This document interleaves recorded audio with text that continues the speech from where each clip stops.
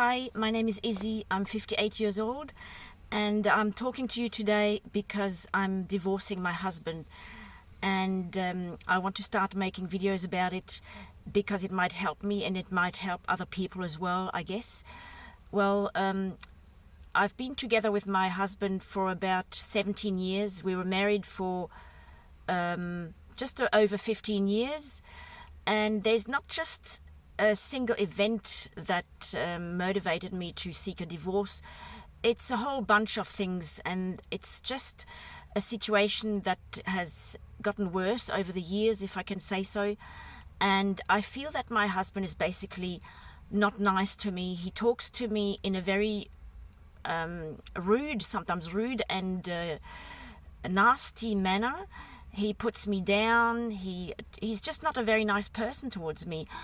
And up to now, I've been able to put up with it. And I said, okay, he's just in a bad mood. Maybe he had a bad day at work, and I need to be understanding. Let it go. Don't be, how do you say that? Don't be vindictive. I mean, all these things, forgive and forget. But I'm sick of it. I just feel that I can't do it anymore. I'm 58 years old now, and it just frightened me to think that I would be an old woman and my husband would be talking to me that way in a very abrupt and very how do you say that, degrading manner.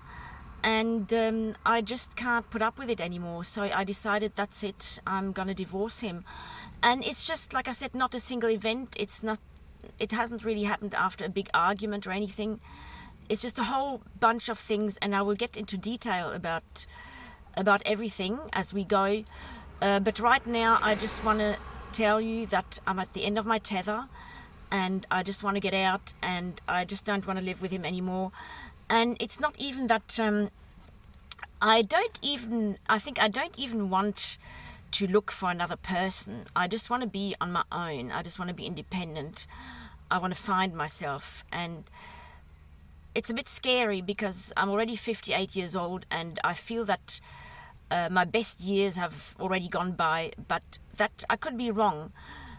Today, in this day and age, 58 is not really that old when you think that a lot of people live right into their 90s and even their hundreds. So as long as you're healthy and that you're still fit and that you're able to do things.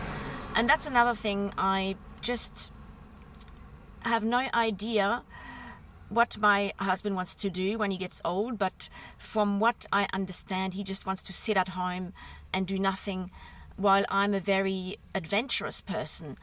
And I could say maybe almost the last 30 years, I've dedicated my life to bringing up my children.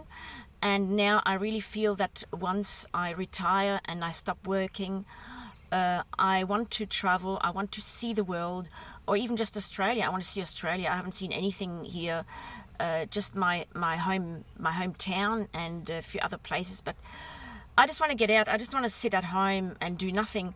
And that's basically what he wants to do. He just wants to sit at home, watch TV, go on his computer, eat, sleep, and that's it. And that's another reason, because our goals in life have sort of become so different.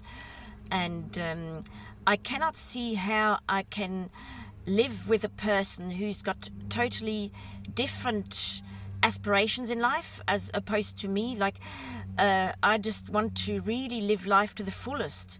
My life is not finished now. I might be 58, but I want to do all the things that I haven't been able to do in the last 30 years. And one of them is traveling, is making friends, is to see different countries, experience different cultures, just to be in a different environment. I cannot see myself just sitting at home and drinking cups of tea and do my knitting or my crochet and wait until I die, And I told him, I told Joe, that's my soon-to-be ex, if I'm going to stay with you, I might as well dig my grave in the backyard and throw myself into it. That's what it feels like. So that's another reason, and it's not a nasty thing. The strange thing and the weird thing is I still love him. I do love my soon-to-be ex. I think deep down he is a good person. although he has put me through a lot of emotional torture and a lot of bad stuff, but like I said, I've always been ready to forgive him, and but now it is at a point where I can't put up with it anymore, and I don't want to put up with it anymore. I want people to talk to me in a nice way. I want people to be kind to me, to be caring. And Joe is a person who has little empathy. I mean, he does, like I said, he does the right thing, and he has done a lot of good things. He has looked after me and my kids sort of financially, not really that well, because that's another thing. He's never disclosed how much money he has to me, and he's not very transparent when it comes to that. But he has paid me a weekly allowance and stuff like that.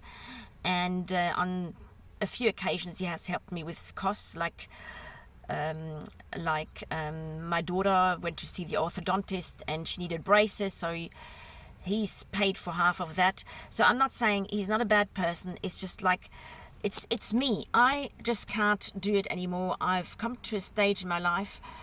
I don't want to put up with someone who treats me that way, who is not kind to me, who has no similar interests, who basically treats me like a piece of furniture, because whether I'm there or not, it doesn't seem to make a difference to him. He just ignores me a lot of the time and would rather talk to the phone to other people, like his brother or his son, and doesn't even want to make conversation with me, ignores me, sometimes pretends that he hasn't heard me when I talk to him.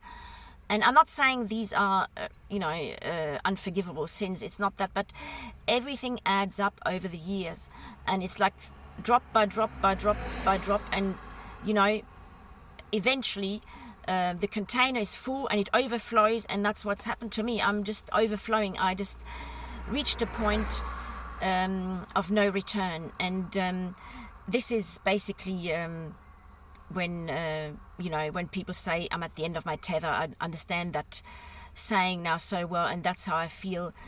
And this is where I am, and I want to share everything with you with regards to my divorce. And apparently it's called, when you have a divorce at a later age, when you're a bit older and geriatric or whatever, it's called a grey divorce. So they call it a grey divorce. I want to share my thoughts and my opinions and my feelings about this type of divorce. And there's not much on YouTube about it. There's a lot of legal advice, but I don't want to make this about legalities and lawyers, and there's heaps of information out there. And that's really another area altogether, which is very, very difficult in itself and very tricky. And there's a lot there to talk about. But I'm more interested in the feelings and in is there any hope for us when we divorce at such a late stage in our lives, and where do I go from here? So I have organized a rental property for myself and my oldest son, who's aged 27. He still has been living with us, and my 20-year-old son, who's also living with us because he's studying. My 27-year-old son is actually working full-time, and it's thanks to him that we managed to get the rental, because they're very, very difficult to get around here. And then my 15-year-old daughter, Nina, she's the only child that Joe and I have got in common. I also have 5 children from previous relationships, and he has 4 adult children from a previous marriage. So but we have 1 child between us, and I want this to be a time for my daughter that is not too difficult for her. I'm very open with her about what's happening, and I know she's suffering, and I'm not going to deny that it's hard for her, and it's going to be hard to come to terms with her parents separating and not living in the same house anymore. But I said to her, look, you're now almost an adult. I know she's only 15, she'll be 16 early next year, but she is at an age where she's able to make decisions, and she can develop her own relationship with her father, and I will definitely support that, and I will encourage her to maintain that relationship and to have a good relationship with her father, because like I said, I'm not angry. Well, I am angry at my ex for several things, but I will go into detail about that. It's mainly to do with money issues and lack of transparency, because he doesn't disclose his assets to me, but that's a totally different matter. But on the whole, as a human being, I do still love him. I love him as a friend, and I will always respect and love him. And this is it, as a friend, because one of the things that has contributed to us, to me, to make the decision to seek a divorce is that the sex has basically become inexistent in our marriage, and it's not my doing. I've always been a very passionate person, a very tender and affectionate, and a person basically. I've got a quite strong feelings and a strong libido, as opposed to Joe, who basically is not interested in sex at all anymore. I mean, we have had some intimacy, but it's always when I initiated it, and it would only be during a very brief time span. I mean, this had to be very, very planified in advance and scheduled, and there's no spontaneous stuff happening. So it was mainly on a Sunday between 10 a.m. and 12 p.m. That's when I mainly had a chance of having sex with him. During the week, forget about it. And it was always me who had to initiate the sex. And if I wanted to have sex, which maybe happened once a month or every couple of months at the most, I had to make an appointment and say, on Sunday at 10 a.m. we're going to have sex, if that's all right with you. So it became a very formal and very artificial thing, and I think he would just do it because he sort of had to, and he knew that I'm much younger. I'm not much younger than him. I'm 7 years younger than him, which is a little bit younger. And I still want to have sex in my life, but he is quite happy living without any sex at all. Just like I said, all he likes to do is go to work, watch TV, eat, sleep, go on his computer, and watch his investments grow on the computer screen. He loves his money. He loves anything that's got to do with money, but not in the sense of having money so you can spend it on something nice or go on a nice holiday. No, just to him, money is a thing in itself. It was like his mistress. He was basically cheating on me with his money, in the sense that I think he used to have an orgasm watching his money grow on the computer screen.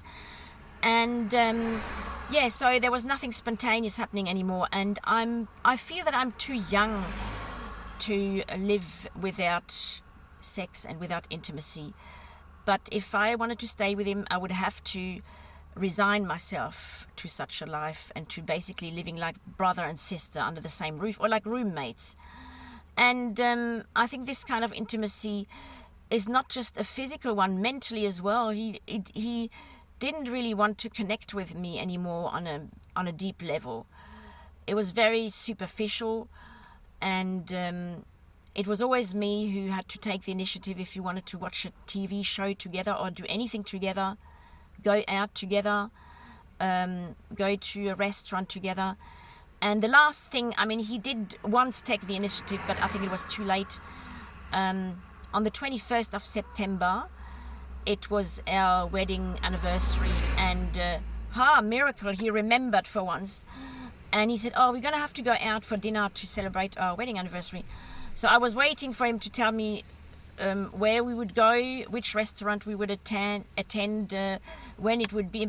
But he didn't follow up on it. He said it once, and then that was it. And then maybe a week later, I said to him, "Oh, what about going out for dinner? You said we were going to do that for our wedding anniversary." And he sort of brushed me off, said, "Oh, yeah." And then I said, "I really like to eat Japanese. Do you like Japanese?" And he said, "Oh, no, I don't like Japanese."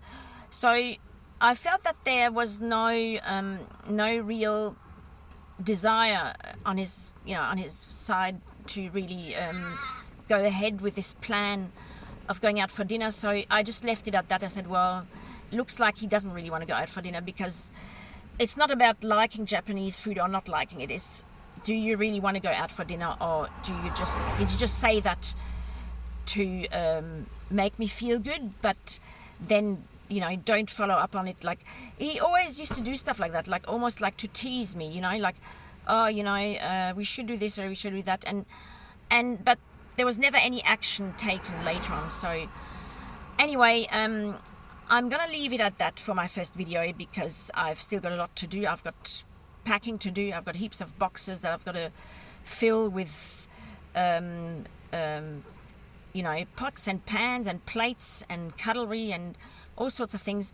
So I'm going to leave you here, and thank you very much for watching this, and I hope that I will be able to continue updating you and going into more detail about how I feel, how I came about this decision, and what my plans are for the future, how I'm gonna survive from there onwards, because it's very frightening. I've always been very scared of being on my own, and I have been a relationship addict in the past. So this is a very big step for me, because I really want to spend a lot of time on my own, finding myself and finding out who I really am, and who is the real Izzy. And well, there's a lot of healing there to do as well, and I've thought that the best way is to be on my own. I'm not going to seek another relationship, not for a long time anyway, because I really want to focus on myself, on who I am, on my healing. I've got a lot of healing to do, because I've had a lot of emotional traumas in my life, and staying in a marriage that is just become a chore and pure torture, emotional torture, is not really the right environment for me to progress and to heal myself and to heal my inner child.